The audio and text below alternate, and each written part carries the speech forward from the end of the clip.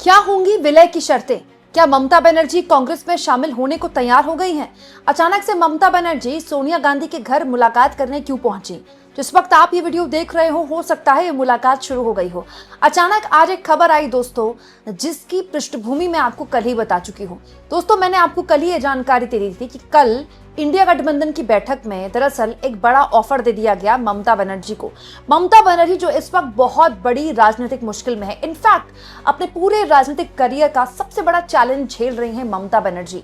उनके सामने कांग्रेस पार्टी ने एक ऑफर रख दिया। ऑफर ये था कि आपकी डूबती नैया यानी कि आपकी टूटती पार्टी को अगर आपको बचाना है तो हमारी पार्टी में यानी कि कांग्रेस पार्टी में अपना विलय कर दीजिए।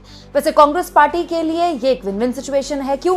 क्योंकि ममता बनर्जी तो एक वक्त में कांग्रेस से ही निकल कर गई थी और इस वक्त ममता बनर्जी की उनकी पार्टी की हालत ऐसी है कि वहां से निकल के पहले विधायक और अब सांसद जा रहे हैं। इसी सिलसिले में दोस्तों खबरें आगे बढ़ी रही थी, तभी अचानक आज एक खबर आ गई।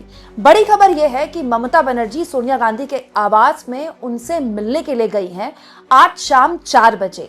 जानकारी यह भी निकल कर आई है कि इंडिया गठबंधन की बैठक जब हो रही थी तो सोनिया गांधी ने ममता बनर्जी का हौसला बढ़ाते हुए उन्हें शेरनी का और मतलब उनको एक तरह से हिम्मत दी। वहीं ममता बनर्जी ने इंडिया गठबंधन की बैठक में कहा कि टीएमसी को हराने के लिए करीब 60% जो सीटें हैं उसमें धांधली की गई, तो आगे उनकी बात बढ़ाने के लिए राहुल गांधी ने कहा 60 नहीं 100%। मतलब ममता बनर्जी को इस वक्त खूब हिम्मत दे रहे हैं राहुल गांधी और सोनिया गांधी। अब बड़ा सवाल यह है कि आज शाम 4 बजे किस बात पर बात होगी। क्या ममता बनर्जी वाकई अपनी इतनी बड़ी पार्टी का विलय करने के लिए सोनिया गांधी की बात मान लेंगी, सोनिया गांधी के आवास पर जा रहे हैं? दोस्तों, बात ऐसी होती है, जब आप विपक्ष में होते हैं तो पार्टी आपके विधायकों और सांसदों से होती है। विधायक तो ममता बनर्जी के पास बचे नहीं है, उन्होंने अपना नेता प्रतिपक्ष चुन लिया है और सांसदों की तो पूछिए मत, अब गए तब गए वाली हालत है। दोस्तों, टीएमसी की सांसद काकोली घोष ने बकायदा आगे बढ़ते हुए ऐसे 20 सांसदों को अपने साथ कर भी लिया है। किसी भी वक्त खबर आ सकती है कि एनडीए का इन लोगों ने सहयोग कर दिया है। तो दोस्तों, आप कह सकते हैं सांसद लगभग टूटने को है, विधायक औपचारिक तौर पर टूट चुके हैं। अब ले देखिए राज्यसभा के कुछ सांसद बचते हैं ममता बनर्जी के पास, वो भी आज नहीं तो कल, उनका भी पता नहीं कब खेल हो जाएगा। एक सांसद तो राज्यसभा के इस्तीफा दे ही चुके हैं। तो ममता बनर्जी के पास अब पार्टी में गिने चुने लोग ही बचे हैं। तो अब अगर वो कांग्रेस पार्टी में जाती हैं तो उनकी क्या शर्तें होंगी? एक्चुअली में जब ये सब कुछ पूरा एपिसोड चल ही रहा था तो अधीर रंजन चौधरी की तरफ से बयान आया है कि अगर ममता बनर्जी को कोई बचा सकता है, उनके सांसदों को कोई बचा सकता है, उनकी पार्टी कोई बचा सकता है तो राहुल गांधी बचा सकते हैं। अब इस बात पर बहुत सारे लोग ये कह सकते हैं कि राहुल गांधी अपनी पार्टी तो बचा नहीं पा रहे, राहुल गांधी अपने सांसदों को, अपने नेताओं को तो बचा नहीं पाए। बड़े बड़े नेता ज्योतिरादित्य सिंधिया हो, चाहे जगदम्बिका पाल हो, कितने बड़े बड़े सूरमा कांग्रेस पार्टी के नेता देखिए इस वक्त बीजेपी में बड़े बड़े पदों में है। कोई सांसद बन गया, कोई मंत्री बन गया। तो दोस्तों, ये बात सही है कि कांग्रेस मुक्त का नारा देने वाले बीजेपी के लोग, मोदी जी खुद कांग्रेस युक्त हो गई बीजेपी। लेकिन ये बात भी सच है कि पार्टी नहीं टूटी है, कांग्रेस पार्टी को तोड़ने के भी प्रयास किए गए। जी हाँ, बिल्कुल ऐसे ही, इसी तरीके से जिस तरह से टीएमसी का जो हाल हुआ, जो हाल उद्धव ठाकरे की पार्टी का हुआ, जो हाल शरद पवार की पार्टी का हुआ। लेकिन गांधी परिवार की पकड़ अब तक कम से कम इतनी तो है ही कांग्रेस पार्टी में कि उन्होंने ना कांग्रेस पार्टी को टूटने दिया, ना ही किसी तरह की कोई मुश्किल आई कांग्रेस पार्टी में। हाँ भाई, जो नेता है उनकी अदला बदली तो यहाँ से वहां होती रहती है। अब बड़ा सवाल यह है कि इस पूरे एपिसोड का अंत क्या है? क्या ममता बनर्जी इतनी आसानी से राहुल गांधी की बात मान लेंगी, राहुल गांधी और सोनिया गांधी का ऑफर मान लेंगी? शर्तें तो होंगी दोस्तों, इसमें बहुत सारी शर्तें होंगी। दरअसल ममता बनर्जी के लिए इस वक्त राज्यसभा जाना बहुत जरूरी है। या तो वो किसी सीट में लोकसभा चुनाव मतलब अपने किसी सांसद से सीट खाली करवा लें और वहां से उपचुनाव के जरिए लोकसभा चली जाएं। अभी स्थिति ऐसी है कि उनके सांसद उनके कहने पे अपनी सीट छोड़ेंगे नहीं छोड़ेंगे कुछ कहा नहीं जा सकता। या फिर वो राज्यसभा चले जाएं। राज्यसभा में ऐसी मारामारी है दोस्तों कि कांग्रेस पार्टी के खुद के बहुत सारे नेता हैं जो टकटकी लगाए बैठे हुए हैं कि उनकी बारी कब आएगी। तो देखते हैं क्या होता है। लेकिन हाँ, ममता बनर्जी के लिए बहुत जरूरी है कि वो कैसे भी करके या तो राज्यसभा से या लोकसभा से संसद चले जाएं और ऐसे में उनको हर लिहाज से कांग्रेस पार्टी की जरूरत होगी ही होगी। अभी एक्चुअली में Mamata Banerjee wait and watch कर रही है कि उनके कितने सांसद टूटते हैं।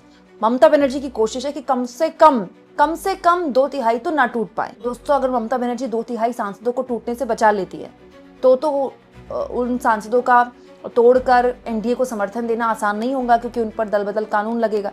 लेकिन अगर 2/3 से ज़्यादा या 2/3 के आसपास सांसद टूट जाते हैं, फिर ममता बनर्जी के पास कोई विकल्प बचेगा नहीं। एक्चुअली में ये जो ममता बनर्जी की तारीफें हो रही हैं मीटिंग्स में और राहुल गांधी उनको सपोर्ट कर रहे हैं, उसके पीछे की यही पृष्ठभूमि है। अच्छा, दिलचस्प ये है कि ममता बनर्जी और राहुल गांधी के बीच अचानक से जो बयानबाजी है वो बड़ी मधुर हो गई है। नहीं तो ममता बनर्जी की पार्टी ने राहुल गांधी के बारे में क्या क्या नहीं बोला है, लेकिन ये जो पूरा एपिसोड है ये कांग्रेस को भी सूट करता है। राजनीति बड़ी क्रूर है, ऐसे ही चलती है राजनीति। कांग्रेस पार्टी जितना क्षेत्रीय दलों का सफाया होगा कांग्रेस पार्टी के लिए, मतलब कहने के लिए होता है कि देखिए अंत में कांग्रेस पार्टी ही है जो बीजेपी से लड़ सकती है। भाई टीएमसी का अगर बंगाल में सफाया हो गया, टीएमसी खड़े होने की स्थिति में भी नहीं आ पाई, और टीएमसी के बचे कुचे नेता ममता बनर्जी और अभिषेक बनर्जी सहित अगर कांग्रेस में विलय हो जाते हैं, तो फिर कांग्रेस ही वहां मुख्य विपक्षी दल होगी और पार्टी कौन सी है वहां। और उसके बाद ममता बनर्जी अपने केंद्र की राजनीति आगे बढ़ा ही सकती हैं। हालांकि बंगाल में उनके लिए वापस क्या बचा है करने के लिए तो खैर आने वाला वक्त बताएगा ही बताएगा, लेकिन ये पूरा चक्र है दोस्तों। देखिए वक्त ऐसे दिन दिखाता है। ममता बनर्जी खुद एक वक्त में कांग्रेस पार्टी से अलग हुई। ममता बनर्जी एक वक्त में एनडीए सरकार का हिस्सा रही है। जी हाँ, ममता बनर्जी एनडीए सरकार में मंत्री रह चुकी हैं। उसके बाद ममता बनर्जी यूपीए सरकार में मंत्री रह चुकी है, और अब होते होते होते ममता बनर्जी का सफर यहाँ आ गया है कि वो बैक टू स्क्वायर वन चली गई हैं। हालांकि इट्स नॉट दैट इजी। अगर आज ममता बनर्जी अपनी पार्टी के विलय का ऐलान कर देती है या ऐसे कोई संकेत दे देती है कि कांग्रेस पार्टी में विलय को लेकर वो इंटरेस्टेड हैं, तो फिर जो बची कुची विधायकों की या सांसदों की थोड़ी बहुत फौज है वो भी शायद छिटक जाए ममता बनर्जी के लिए। तो अब स्थितियां क्या हैं ममता बनर्जी के पास? होता क्या है दोस्तों, जब आप बड़ी पार्टी से लड़ते हैं, बीजेपी जैसी पार्टी से, तो आपको कोई ना कोई संरक्षण चाहिए ही चाहिए। ये बात तब अगर ममता बनर्जी समझ जाती जब उनके पास सत्ता थी, जब उनके पास विधायक थे, सांसद थे, तो शायद उस बात का कोई वजन भी रहता। अब तो उनके पास बार्गेनिंग पावर है नहीं, तो बार्गेनिंग पावर उसी पार्टी के पास है जिसके पास ज्यादा सांसद हैं। ज्यादा सांसद किसके पास है? कांग्रेस पार्टी के पास है। तो अब देखना दिलचस्प होगा कि ममता बनर्जी क्या करती हैं। क्या वो लोकसभा जाती हैं या फिर राज्यसभा जाती हैं? लेकिन इस पूरे एपिसोड में जो स्थितियां हैं वो कांग्रेस पार्टी के लिए जाहिर तौर पर एक विन विन है। कांग्रेस पार्टी के लिए एक परसेप्शन की जीत होगी कि देखिए कैसा दौर जब लोग कांग्रेस पार्टी या विपक्ष की पार्टियां छोड़कर बीजेपी में शामिल हो रहे हैं, हम अपना कुनबा बढ़ा रहे हैं। इस तरह के प्रयास कांग्रेस पार्टी दूसरे राज्यों में भी कर रही है। आंध्र प्रदेश में जगनमोहन रेड्डी से बात चल रही है। अब हालांकि इट्स नॉट दैट इजी, वो इतना जल्दी नहीं हो पाएगा, लेकिन बाकी राज्यों में भी कांग्रेस पार्टी इस तरह के प्रयास कर रही है। दोस्तों, आप इस मुद्दे को किस तरह से लेते हैं कमेंट बॉक्स में जरूर बताइएगा, और जितना हो सके चैनल को शेयर भी करें और सब्सक्राइब।